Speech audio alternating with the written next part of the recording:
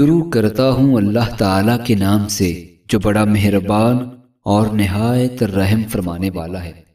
ابو عبد الرحمن سلمی سے مروی ہے کہ سیدنا سعد رضی اللہ تعالیٰ عنہ نے کہا، مال کے تیسرے حصے سے وصیت کا طریقہ رسول اللہ صلی اللہ علیہ وآلہ وسلم نے مجھ سے جاری فرمایا تھا۔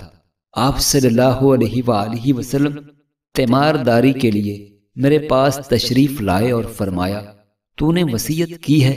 میں نے عرض کی، جی کی ہے، اور سارا مال فقیروں، مسکینوں اور مسافروں کے لیے مقرر کر دیا ہے۔ آپ صلی اللہ علیہ وآلہ وسلم نے فرمایا، اس طرح نہ کر۔ میں نے کہا، میرے سارے وارث مالدار ہیں، تو پھر 2/3 مال کی کر دوں؟ آپ صلی اللہ علیہ وآلہ وسلم نے فرمایا، نہیں۔